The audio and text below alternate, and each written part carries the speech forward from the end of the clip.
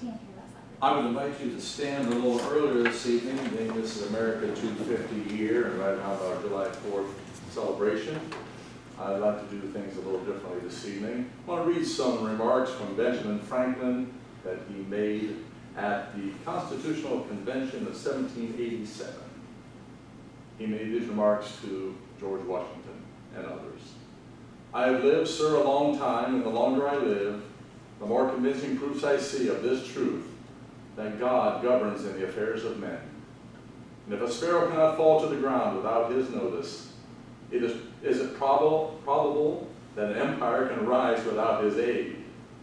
We have been assured, sir, in the sacred writings, that except the Lord build the house, they labor in vain that build it. I firmly believe this, and I also believe that without his concurring aid, we shall succeed in this political building no better than the builders of Babel. And I believe that truth is still ongoing in the United States of America. And so with that in mind, we'll have legislative prayer, which Benjamin Franklin called for, that prayers be made before all their sessions. So we'll have legislative prayer. Our Heavenly Father, we do bow in thanksgiving for your watch care, your grace, and Father, for your protection and provision over our nation for 250 years. We thank you, Lord, for the founders like Franklin who acknowledged thy divine presence and the need for your divine assistance. So we pray the same for our city and for our county, for our state, for our country. Pray, Father, to give these legislators wisdom week in and week out as they look over the laws and the administration as we try to set the course for success. We yield ourselves to your leadership, and Father, we willingly ask for your power. We do so in the name of Jesus. Amen. Amen. Moment of silence.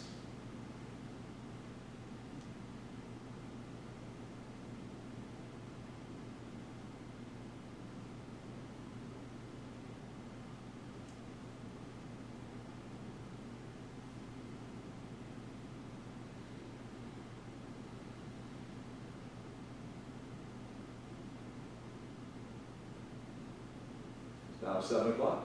Shelby City Council, meeting is called to order. Please join me in the Pledge of Allegiance. I pledge allegiance to the flag of the United States of America and to the republic for which it stands, one nation, under God, indivisible, with liberty and justice for all. Be seated, please. Roll call, please, Mr. Crowe. Mr. Robb. Here. Mr. Roberts. Here. Mr. Reese. Here. Mr. Martin. Here. Mr. McLaughlin. Here. I'll entertain a motion to dispense with the reading of the journal from June 15, 2026. So moved. Second. We have a motion by Mr. Roberts and a second by Mr. Martin to dispense with the reading of the journal from June 15, 2026. Discussion. Roll call, please. Mr. Reese. Yay. Mr. Martin. Yay. Mr. McLaughlin. Yay. Mr. Robb. Yay. Mr. Roberts. That motion passes. You have to pay attention, you're on the first name on the roll call. I've been there. I've been there, my friend. All right, we're coming for the public comment. Does anyone have any public comment to be made before council this evening? But we do have someone on the agenda, Mr. Jeff Harton, our new Economic and Community Development Director, and also a familiar face with him, Ms. Jessica Driven, our former Economic Development Director and Manager. So, Mr. Harton, I Current tutor. introduce yourself Yes. and, Okay. and make a little, I guess, a spiel of what you have in mind for this coming year. Well, there's a lot happening. Jeff Barton, I got a chance to meet most of you. It's been a pretty welcoming, great welcome that I've had with the city of Shelby and all the community folks. It's been a real pleasure to be accepted, and everybody seems to be really happy that we filled Jessica's position, and I've been around for a little while. So prior to joining, I've only been about 4.5 weeks or so in the role. Been doing a lot of training, and Jessica's been kind of helping, guiding me on a lot of things, and just learning the business of economic development outside my background. So my last 30 years in business have been in banking and finance with a local financial institution. I spent 17 years volunteering for the chamber. Actually, I had more volunteer time than any W-2 employee, I think, at the chamber. That might be the case, maybe one. I work also, or volunteer as a treasurer for a local economic development entity called Downtown Mansfield Incorporated. In addition to economic development, they focus on downtown preservation, cleanups, beautification, that kind of thing. So I think that's a good background. I'll be concluding my final term after 15 years of service this year. And then finally is 12 years with the Richland County Land Bank. It wasn't more than 2 years ago where we came into your office and asked you if we could have Jill on our land bank. Mm-hmm. And that turned out to be a real benefit for Richland County. So those are some of the things that I've been working on, which kind of led my way to this role, and Jessica making an offer to me to join. So, but again, so far it's been going really well. I mean, there's a lot of things that I'm learning that are new, and I have a lot to learn. The one good, I'd say the thing I'm most confident about so far is that, again, I've met a lot of really great people, and everybody's been very welcoming, and I feel really good about how I'm going to be doing a couple of months down the road or a year down the road. I feel like this is going to be a really good role for me to be in, and I look forward to serving the community to my best thing I can. So I'll stick around too, just in case the whole session. I've got some contact cards if anybody needs my contact information. Yeah, I'm sure. Well, we often say, it's all about relationships, and I believe Mr. Parton has great relationships throughout Richland County, and now to be establishing some of those newer relationships and integrating all those together, that's going to be a win-win for the city of Shelby and Richland County. He does work for the economic development across the county as well as us, but he's just like Jesse. I say Jesse.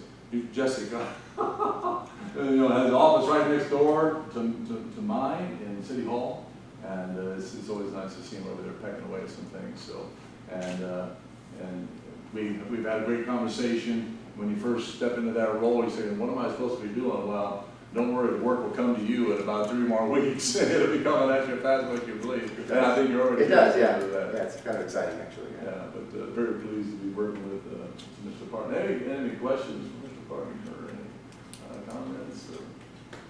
Off the hook. Thank you guys, I appreciate it. So, but yeah, look forward to working with everybody. Hopefully those will be nice, exciting things that are going to be happening. We'll work on them. So we'll work on them together. Mm-hmm. Thank you. Thank you, sir. Oh, I thought you were going to say something. And I think we all know too that the same with Miss Jessica, that maybe work some things you're working on that you can't say a whole lot about them until they almost come to the attention of everybody. But there's a lot of behind the scenes work to this economic development. So we're glad Mr. Parton's here doing that. All right. Well, let's move forward then to reports from standing special committees. Public Works and General Operations Committee. Councilmember Roberts. Yes, sir. We met on the 23rd of June, and it was a real quick meeting. We learned that the deed was prepared for the old firehouse. So that's, of course, moving forward. And then we also learned that GOBA went well as they were in town, and as you drove through town, it was quite the spectacle. I mean, there were a lot of tents and a lot of things going on that day. So we hope that over the next weekend, some of those people will come back. I went on the bike ride yesterday with the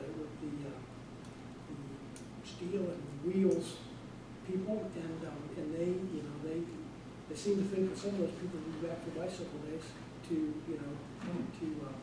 be in town.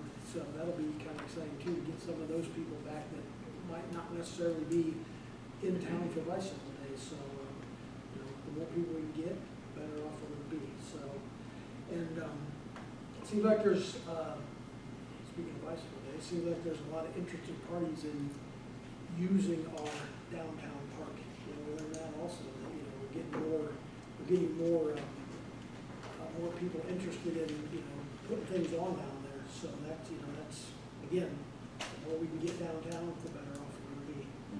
So in the commons down there, and we've only so far had one application for sidewalks.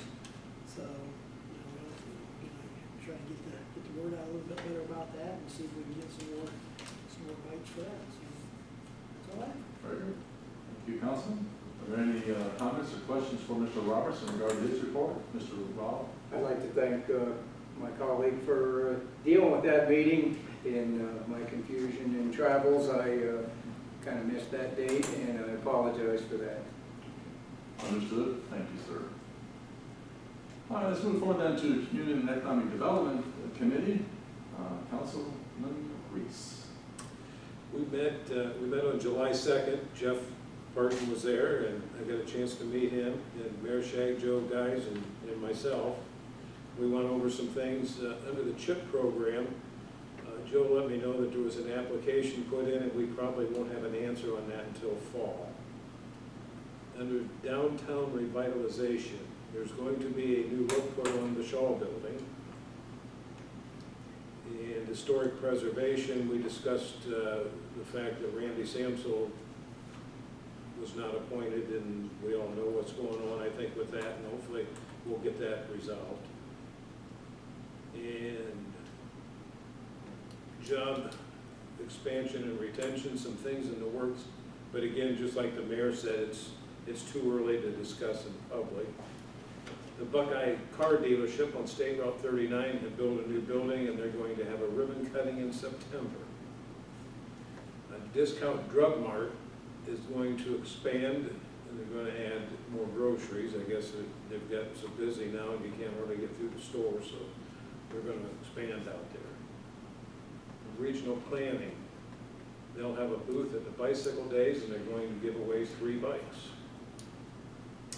And strategic planning, there's the land use management have people at the different festivals to take a survey, and I did take the survey. I don't remember which festival it was. It was kind of interesting, but I guess their plan is to be at further festivals and whatnot. So if you get a chance, you might want to stop. It only takes a few minutes. And that's what we have for tonight. Mr. Reese, are there any comments or questions from Mr. Reese in regard to his report? Mr. Geis, first? Mayor. Yes, please.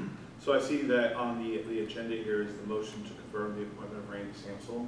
But there was not a quorum at the committee, so how was his nomination discharged back to us?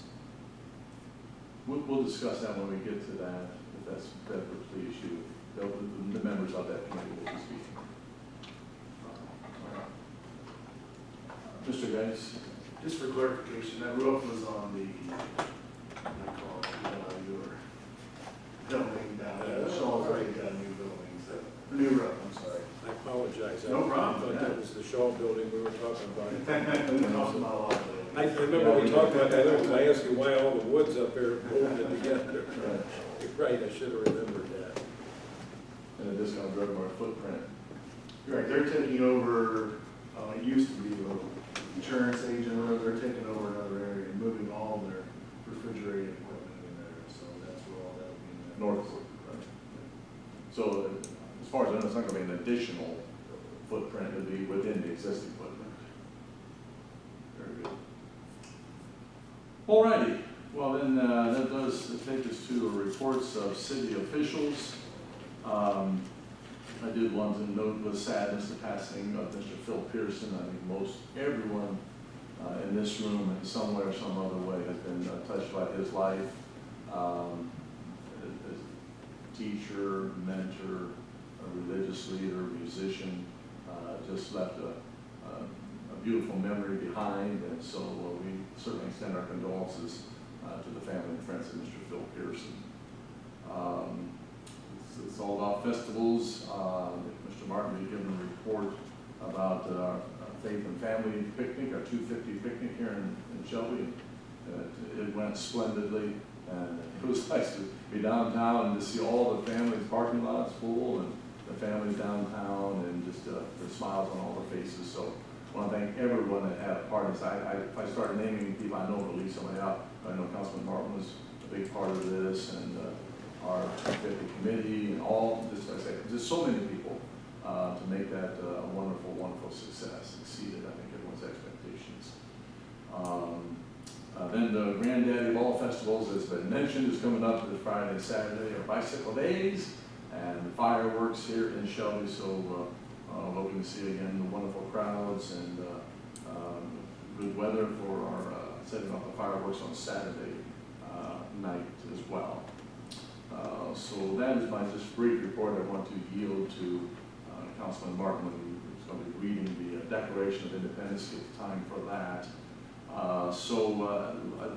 If it please council, we get the motion on the floor, and then we can speak of that, of why it is on the floor for the confirming of Randy Samsel. Mr. Roberts? Move to confirm the appointment of Randy Sampson to the Shelby Historic Preservation Commission. Second. We have a motion by Mr. Roberts and a second by Mr. Robb to confirm the appointment of Randy Samsel to the Shelby Historic Preservation Commission. Discussion? Just point of order, Mayor. Yes. So we, as a council, we referred this question to a committee. It has to be discharged and referred back to council from that committee. And it's my understanding that committee didn't have a quorum to be able to send it back to us. So this is a motion that is not in good order. If I may enter the discussion for a few moments, I did some research on that and tried to, search in Robert's Rules of Orders. I've seen two interpretations of Robert's Rules of Orders in that regard. The first one you just mentioned. Then there was another opinion generated from, I should say AI, that said it does not necessarily have to have, it does not necessarily have to be voted out of committee, but it can be an informal report to the body. I've seen both sides of that, the way it goes. But I think it could be handled either one of those two ways. Either the committee that's here could make that report, and I think we all have it in our packets, that, we were waiting on the opinion, the legal opinion. That legal opinion has been rendered. Their research is over, and was over at the last meeting. But we could discharge it and say your work is finished, and discharge it to the council. Well, there's another option. The option is that we as a council could recall it. And so I would feel By much, discharge? well, so we can recall it from the committee. So essentially we can vote to discharge it. Yes. So I think that it would be in better order for us to make a motion to recall this from the committee before we bring it to the floor. And so therefore I make the motion to recall what was sent to the committee. By discharge? Yes, by discharge. I'll second that.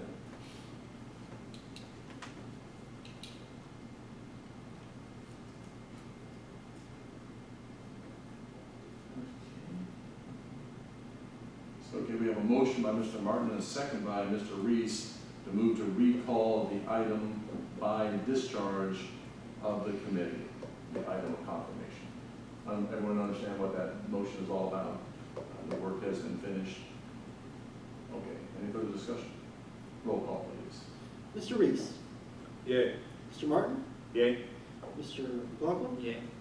Mr. Robb. Yay. Mr. Roberts. Yay. That motion passes. Mr. Martin.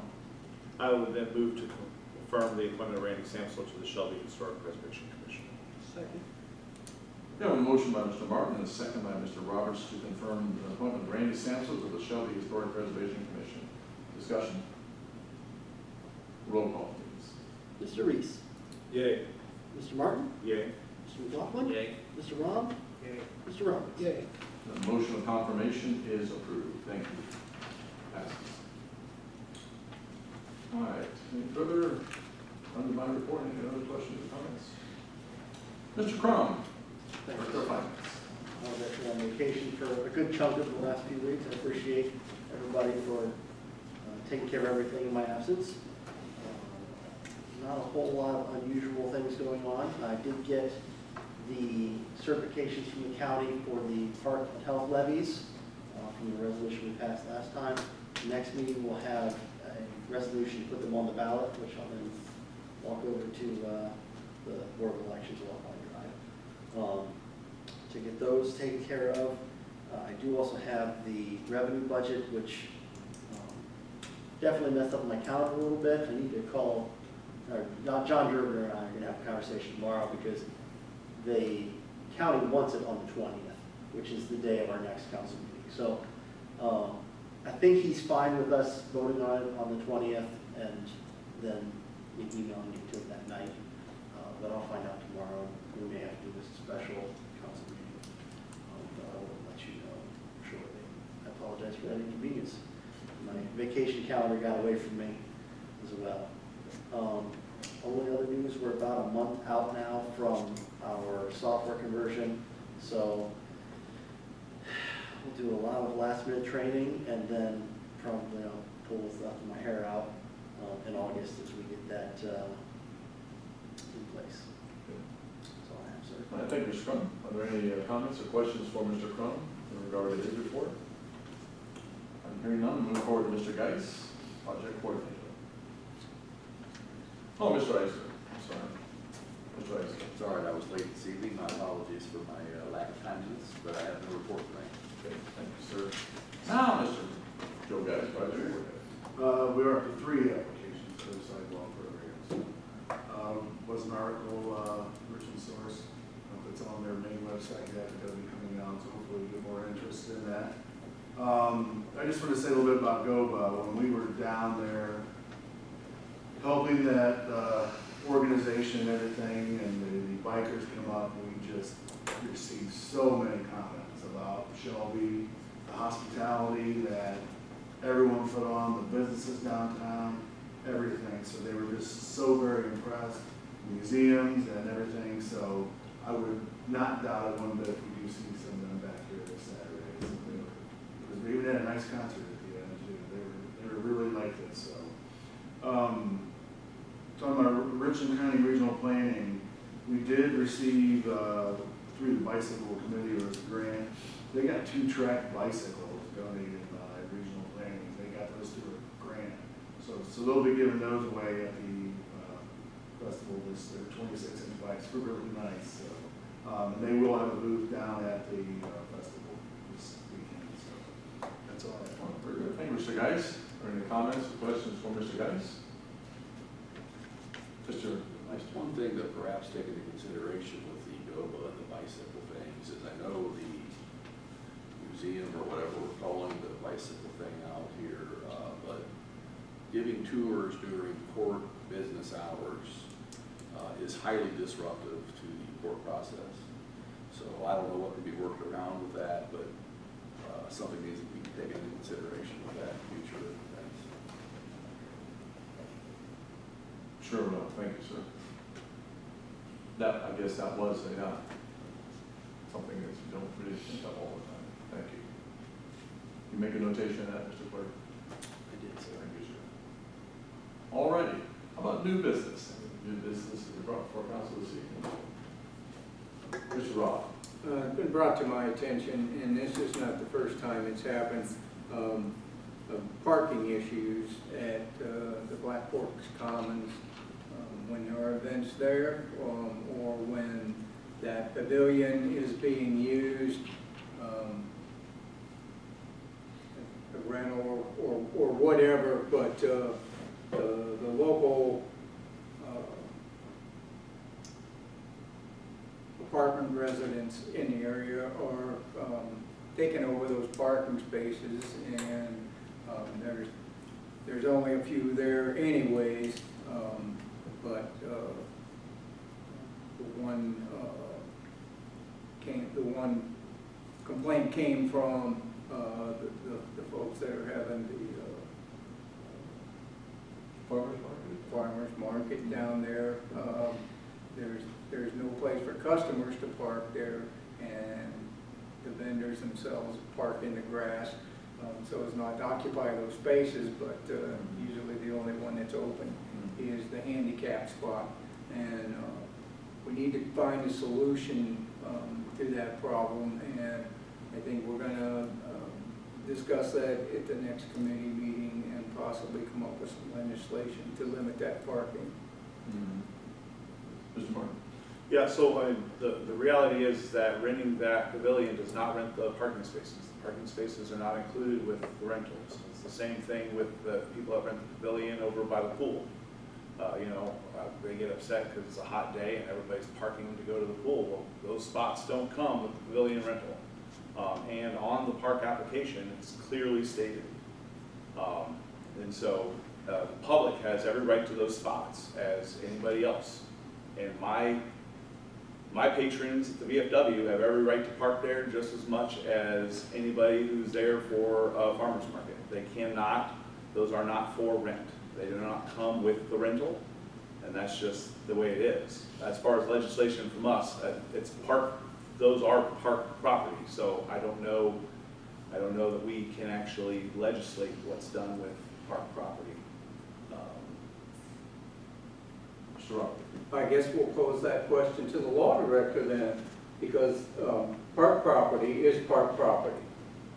And those parking spaces are part of park property, and I think we very well can regulate that through legislation, but we'll wait from an opinion from the law director. Could we get you to look into that? Well, I guess somebody send me an email or something with the details. I don't know that we need to get them all tonight, but what area we're talking about? Are we not talking about both areas? We're just talking about one area? What specific spots are we Let's talking just talk about city parks in general. Okay.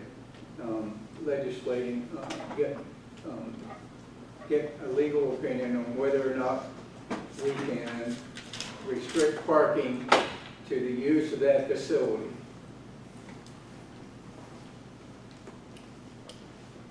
If I may interject, there's been a broader discussion about all of our parks, parades, where you can park, where you can't park during parades. You've been there, right, Chief, and these situations. And administratively, we have set up some guidelines and policies, and I don't know if you all got those on email. Chief Combs worked long and hard on this. So if you did not get them, we'll send them out as a refresher. Mr. Dash, can you make a note to do that, please? Send out as a refresher, and we invite any kind of input because it's still in its formation stages. And I think Mr. Ice, you can comment on those. It is a bit of a predicament, and it's nice we have people wanting to use these spaces. Sometimes they're kind of jam-packed. So we need to find something, hopefully a workable solution for everyone.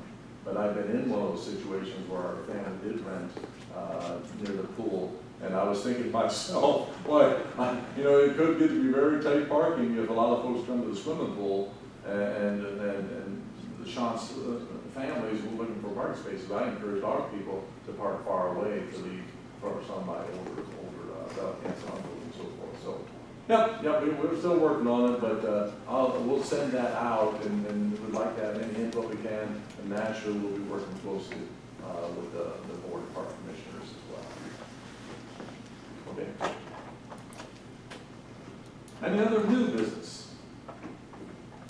Well, under unfinished business, we have the reading of the Declaration of Independence, and it was moved to this meeting because it is in closer proximity to July the 4th itself. And so this evening, Councilman Nathan Martin will give a reading of the Declaration of Independence. Normally we just go right into the reading, but it is the 250th. So I'd like to say just some brief words about the spectacular nature of the Declaration itself. First, we did have our 250th celebration as a community. It was fantastic. The amount of people that came out and supported that was great. We had 933 people that actually registered because we had a question of, where all these people can come from, whatever. So we just got surnames, how many people and what town they were from. So we have a whole roster of everyone that came in, got a ticket for the free food. And so we can do some data digging of, hey, how many people were from Ontario, Shelby, and that kind of stuff. And so for future events, we can do a better job of advertising and stuff like that. So we did get some data from that. But that was just the people that registered. We anticipated well over 1,000.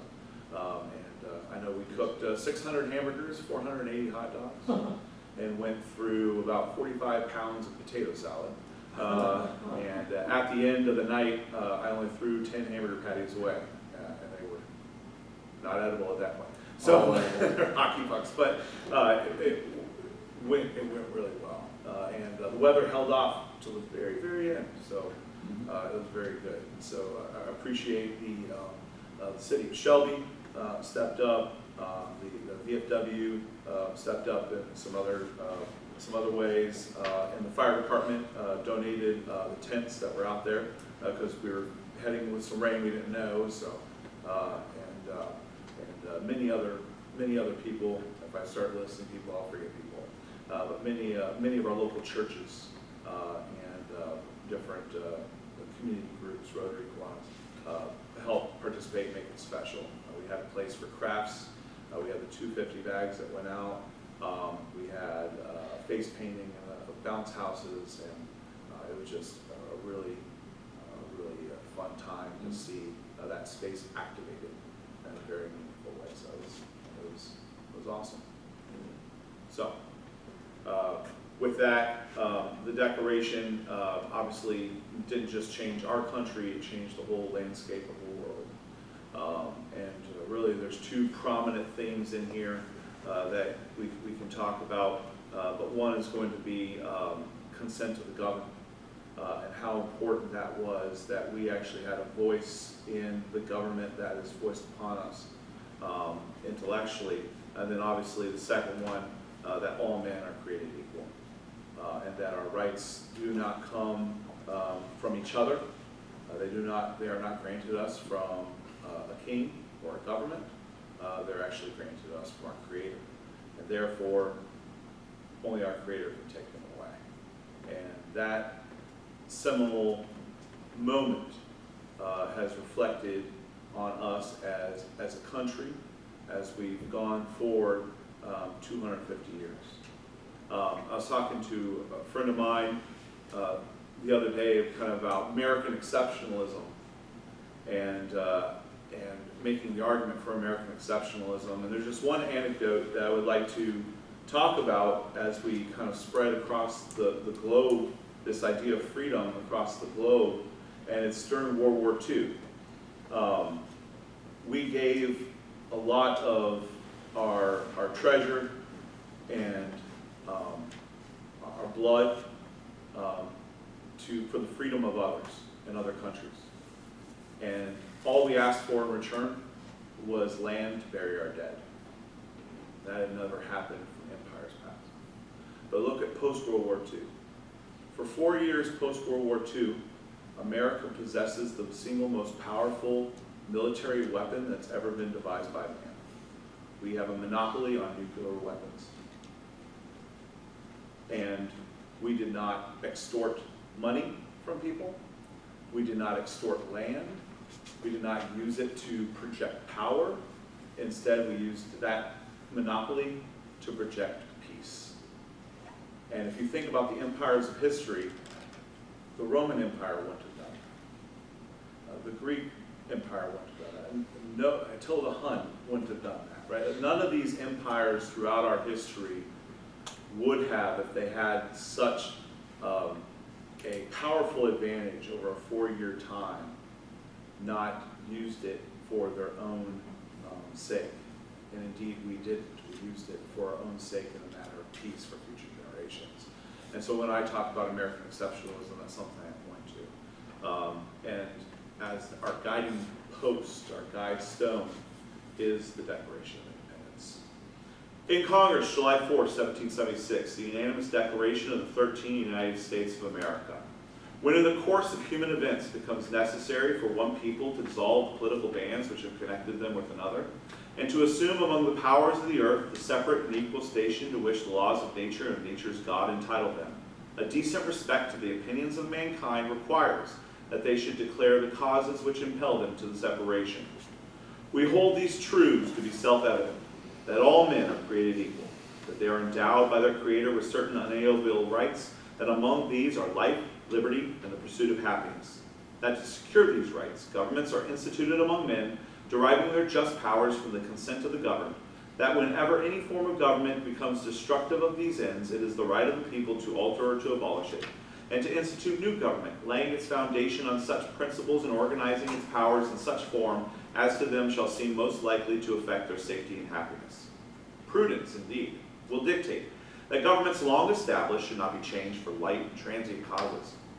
And accordingly, all experience hath shown that mankind are more disposed to suffer while some evils are sufferable than to right themselves by abolishing the forms to which they are accustomed.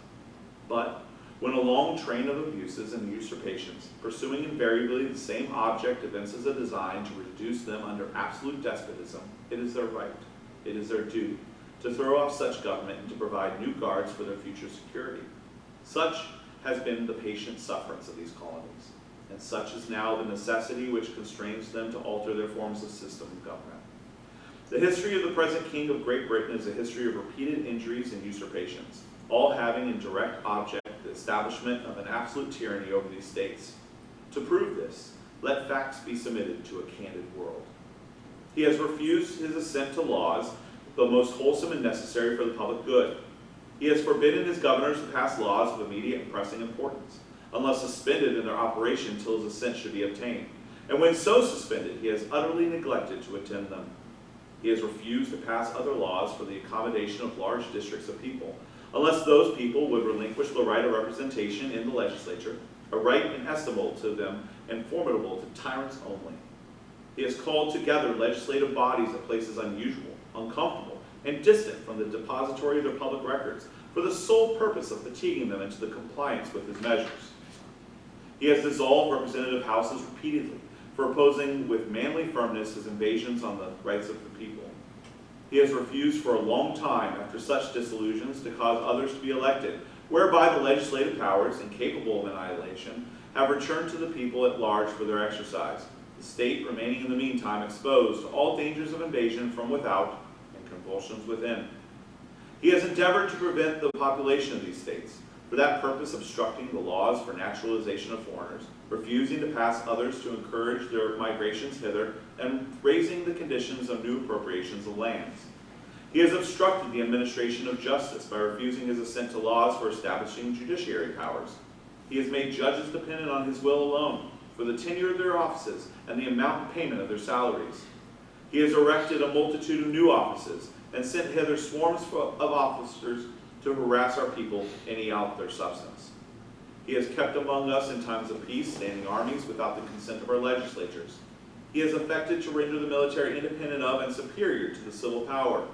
He has combined with others to subject us to a jurisdiction foreign to our Constitution and unacknowledged by our laws, giving his assent to their acts of pretended legislation, for quartering large bodies of armed troops among us, for protecting them by a mock trial from punishment for any murders which they should commit on the inhabitants of these states, for cutting off our trade with all parts of the world, for imposing taxes on us without our consent, for depriving us in many cases of the benefit of trial by jury, for transporting us beyond seas to be tried for pretended offenses, for abolishing the free system of English laws in the neighboring province, establishing therein an arbitrary government, and enlarging its boundaries so as to render it at once an example and fit instrument for the introducing the same absolute rule into these colonies, for taking away our charters, abolishing our most valuable laws, and altering fundamentally the forms of our governments, for suspending our own legislatures and declaring themselves invested with power to legislate for us in all cases whatsoever. He has abdicated government here by declaring us out of his protection and waging war against us. He has plundered our seas, ravaged our coasts, burnt our towns, and destroyed the lives of our people. He is at this time transporting large armies of foreign mercenaries to complete the works of death, desolation, and tyranny, already begun with circumstances of cruelty and perfidy, scarcely paralleled in the most barbarous ages, and totally unworthy the head of a civilized nation. He has constrained our fellow citizens taken captive on the high seas to bear arms against their country, to become the executioners of their friends and brethren, or to fall themselves by their hands. He has excited domestic insurrections among us, and has endeavored to bring on the inhabitants of our frontiers, the merciless Indian savages, whose known rule of warfare is an undistinguished destruction of all ages, sexes, and conditions. In every stage of these oppressions, we have petitioned for redress in the most humble terms. Our repeated petitions have been answered only by repeated injury. A prince whose character is thus marked by every act which may define a tyrant is unfit to be the ruler of a free people. Nor have we been wanting in attentions to our British brethren, We have warned them from time to time of attempts by their legislature to extend unwarrantable jurisdiction over us. We have reminded them of the circumstances of our immigration and settlement here. We have appealed to their native justice and magnanimity, and we have conjured them by the ties of our common kindred to disavow these usurpations, which would inevitably interrupt our connections and correspondence. They too have been deaf to the voice of justice and of consanguinity. We must therefore acquiesce in the necessity, which denounces our separation and hold them as we hold the rest of mankind, enemies in war, in peace, friends. We, therefore, the representatives of the United States of America and General Congress, assembled appealing to the Supreme Judge of the world for the rectitude of our intentions, do, in the name and by the authority of the good people of these colonies, solemnly publish and declare that these united colonies are, and of right ought to be, free and independent states, that they are absolved from all allegiance to the British Crown, and that all political connection between them and the state of Great Britain is and ought to be totally dissolved, and that as a free and independent states they have full power to levy war, conclude peace, contract alliances, establish commerce, and to do all other acts and things which independent states may of right do. And for the support of this declaration, with a firm reliance on the protection of divine providence, we mutually pledge to each other our lives, our fortunes, and our sacred honor. Thank you, Councilman. I hope we never tire of hearing those words. And I cannot help but think of Councilman Garland Gates when I hear that reading, who has this legislatively prescribed each year. So our thanks to Councilman Gates as well. So I hope those words ring true in our hearts and in our community. All right, thank you, sir. Any other unfinished business? If not, let's move forward then to legislation. Ordinance number 7, 2026, amending ordinance number 2, 2026, annual appropriations and declaring an emergency. Move that the rule requiring that ordinance be read on 3 separate occasions be suspended. Second. We have a motion by Mr. Roberts and a second by Mr. Martin that a rule requiring that ordinance be read on 3 separate occasions be suspended. Discussion? Roll call, please. Mr. Reese. Yay. Mr. Martin. Yay. Mr. McLaughlin. Yay. Mr. Rob. Yay. Mr. Roberts. Yay. Motion to suspend passes. Move for passage of the ordinance. Second. We have a motion by Mr. Roberts and a second by Mr. Martin for the passage of ordinance number 7, 2026. Discussion? Mr. Carr. Thank you, sir. We have a couple adjustments to appropriations here this evening. The first one is transfer fund out of the general fund to the 200 fund. It's, you know, our street fund is, the gas tax is just not covering it. And we've already transferred, I think 20,000, no, 70,000 this year? But it's not gonna make it without more intervention from council. So, we talked to finance committee, and it was the committee's suggestion to transfer another 20,000 into that fund for the year. It's not an advance, just a straight transfer. And we'll probably start with appropriations of transferring funds regularly again, which I guess we did previous to my term.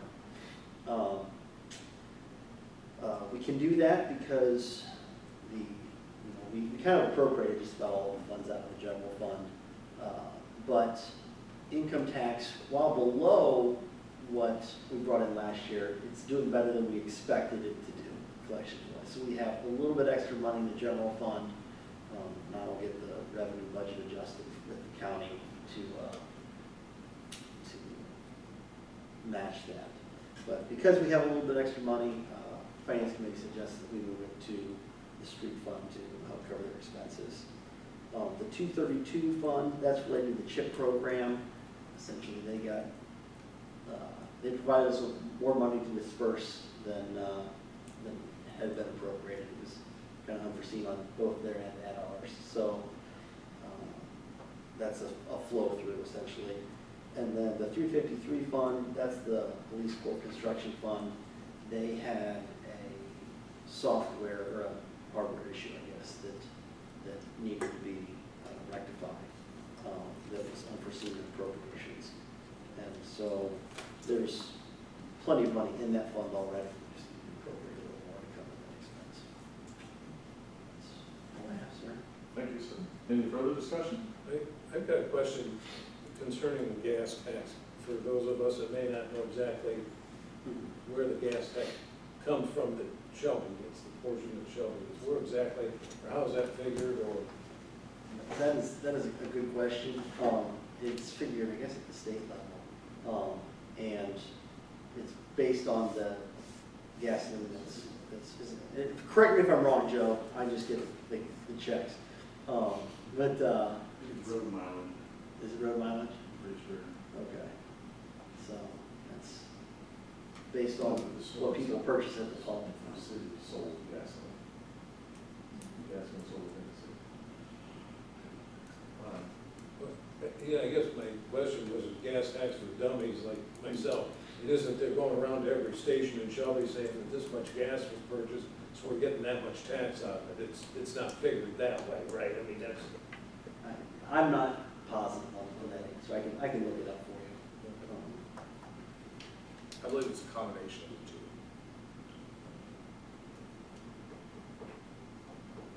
Any further discussion?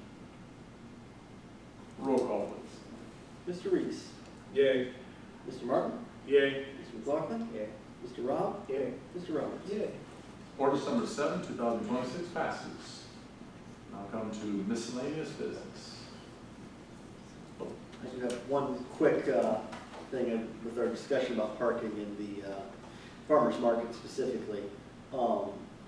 Reminded me that because of bicycle days this weekend, they have moved the location for that. It will be in the parking lot of the First Lutheran Church.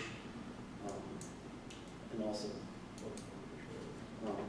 In that vicinity, right, I think they also talked about maybe being right at the corner of Main and Broadway in the grassy area. So anyway. it's possible, they may actually do it in the yard. Yeah, they may do it this, the church kind of south of that, but in the neck of the woods of the Yeah. First Lutheran. Regardless, the people will be parking. at They'll the see lot. it. And also, if anybody needs to park in that lot for the parade or fireworks, they're welcome. Or a small. Wow. Pass that plate. That's off the record. Yeah.